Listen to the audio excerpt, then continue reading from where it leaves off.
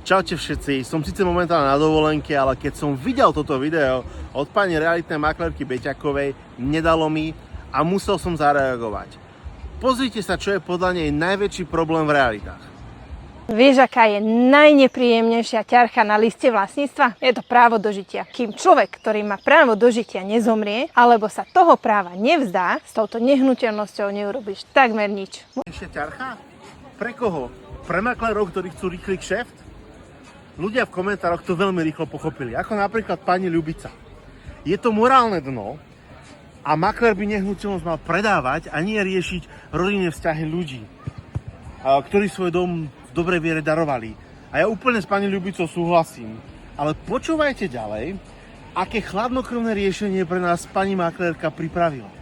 Učám zabezpečiť mu napríklad domov dôchodcov. V takomto prípade treba notársky overené vzdanie sa tohto práva. A až potom sa môže nehnuteľnosť bezpečne predať. Ako by som to riešil ja? Ako prvé by som sa spýtal toho človeka s právom dožitia, či vôbec s tým predajom súhlasí. Ak áno, tak by som mu zabezpečil, aby z predaja dostal podstatnú časť peňazí.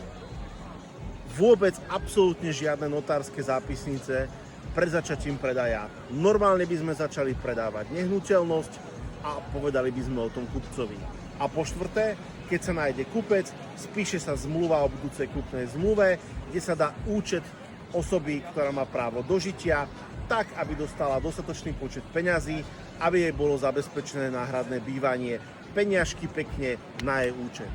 Úplne jednoducho a ľudsko a úplne úprimne tak, aby proste bolo zabezpečené dožitie toho človeka v takom štandarde, akom si on predstaví. A takto je človek chránený a neostane na ulici. Alebo sa nemusí spoliehať na milosť či nemilosť cudzích ľudí. Viete, a ja súhlasím s komentárom pána Ervína, ktorý tvrdí, že po takomto výkone pani maklérky by jej nezveril predaj ani psej búdy. Viete, predaj nehnuteľnosti nemusí byť iba čistá kalkulácia, ale môže byť aj empatický. A poprosím vás, zdieľajte toto video, aby aj starší ľudia vo vašom okolí vedeli, že sa nemusia vzdať práva dožitia dopredu, predtým, ako sa začne predávať nehnuteľnosť. Majte sa, tak ja už idem na tú pláž.